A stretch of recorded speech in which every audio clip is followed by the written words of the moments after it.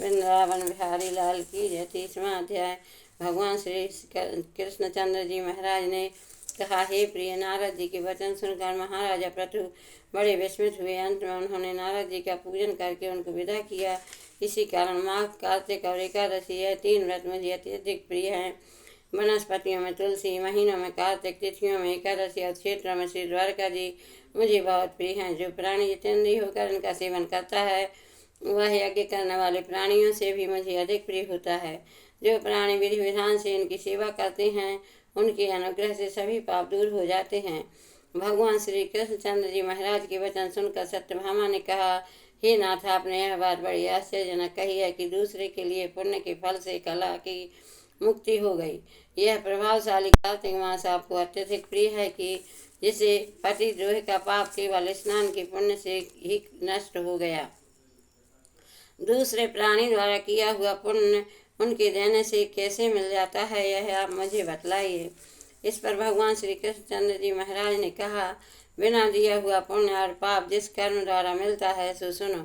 सतयुग में देश, ग्राम तथा कुलों का दिया पुण्य या पाप मिलता था, किंतु कलयुग में केवल कर्ता को ही पाप और पुण्य का फल भोगना पड़ता है। संसर्ग न करने पर भी यह व्यवस्था कही गई और संसर्ग जैसे पाप और पुण्य दूसरे को कैसे मिलते हैं उसकी व्यवस्था भी सुनो। पढ़ाना, यज्ञ कराना और एक साथ भोजन करने से पाप पुण्य का आधा फल मिलता है। एक आसन पर बैठने तथा एक सवारी चढ़ने से श्वास के आने जाने के से पुण्य व पाप का चौथा भाग प्राणी मात्र को मिलता है। स्पर्श करने, भोजन करने और दूसरे की स्तुति करने से पुण्य और पाप का 6वां भाग मिलता है। दर्शन करने, सुनने तथा ध्यान करने से मनुष्य को पुण्य और पाप का 10वां अंश मिलता है। दूसरे की निंदा, चुगली और धिक्कार करने से उसका 100वां भाग मिलता है।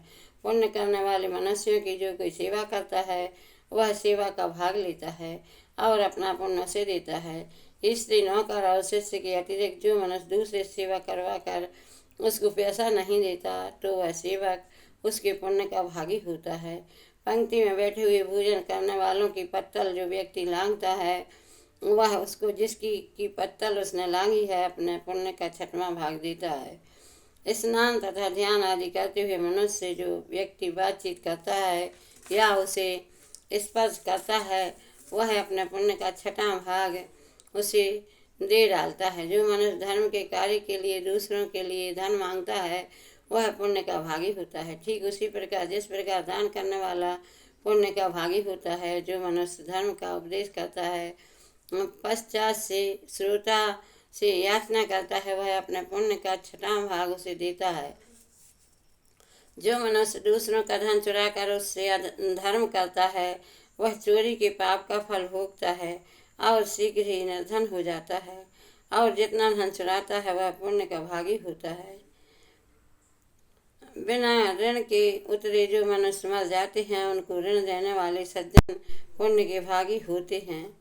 शिक्षा देने वाला, सलाह देने वाला, सामग्री को जुटाने वाला तथा प्रेरणा देने वाला, यह सब पाप और पुण्य के 6ठे भाग को प्राप्त करते हैं। राजा प्रजा के पाप के पुण्य के 6ठे अंश का भागी होता है। गुरु शिष्यों का, पति पत्नी का, पिता पुत्र का, स्त्री पति के किए हुए पुण्य का 6वां भाग पाती है।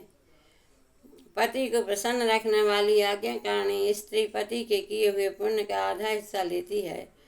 जो पुण्य आत्मा पराये लोगों को दान करता है वह उनके पुण्य का 6वां भाग प्राप्त करता है।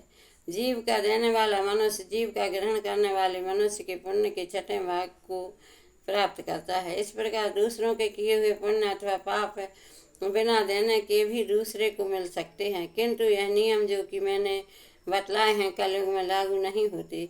कलयुग में तो एकमात्र कर्ता को ही अपने पाप और पुण्य भोगने पड़ते हैं।